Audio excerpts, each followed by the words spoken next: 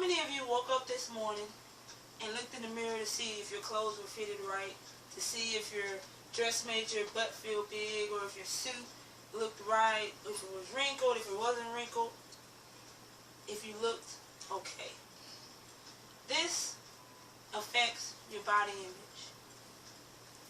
A study states that it's not how much television you watch, but what shows you actually watch that affect the way that you dress, the way that you look, the way that you think about yourself when you're around others. 95% of college students, college women, have admitted to dieting.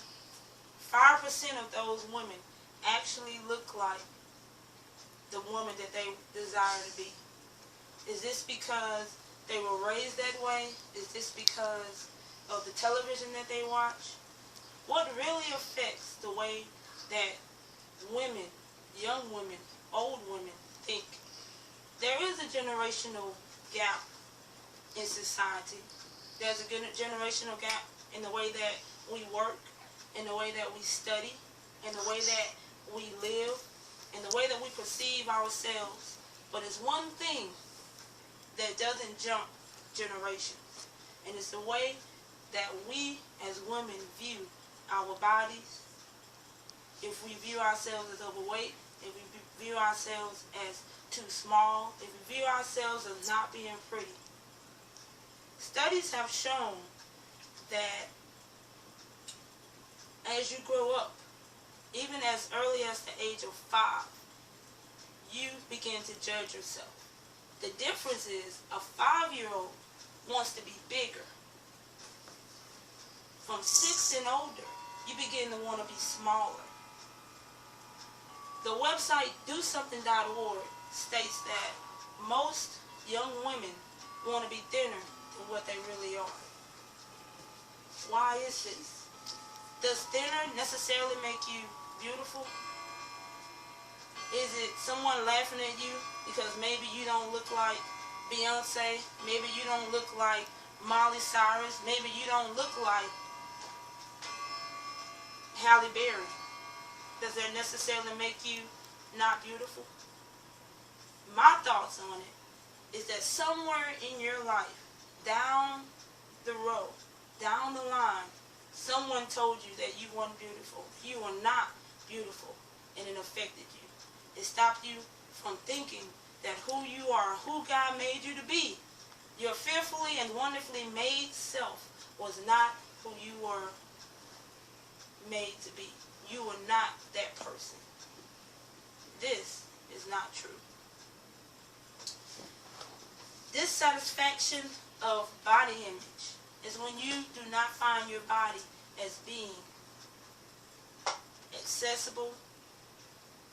You're not happy with the way that you look. You're not happy with who you are. The difference in the way that we view our body and the way that other people view our body affects us greatly. Bullying, name calling, affects how we view our body. Television affects how we view our body. The society that we live in affects how we view our body. Can we stand today and admit that none of us have ever thought about suicide because of how we thought about our bodies? Can we stand here and admit that we haven't thought about throwing up food? We don't binge eat because of how we feel about ourselves. Have you ever been sad and decided to eat? Have you ever been unhappy and decided not to eat? Have you ever been discouraged and decided that you just didn't want to continue on? This is called body image.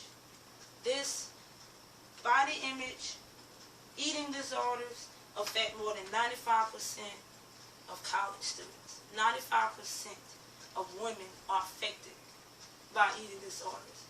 And we may think that it's normal to be depressed because television shows you that when you're depressed, what do you go get? Ice cream. You solve one problem with another one. Dissatisfaction of your body image makes you become satisfied with other things, whether it be food, whether it not be food, whatever it may be. You try to fill the void that you have with something else. The only way that we can truly love our body image is to remember how God called us to be. He called us to be fearfully and wonderfully made. He lets us know that our price as women is far above rubies. He lets us know that no matter what, He will always be there, whether no one else is there with us. So remember, when you feel discouraged, when you feel that you have to look a certain way, remember who and what God called you to be. Thank you. He said, never say something. You ever be bad, be sad.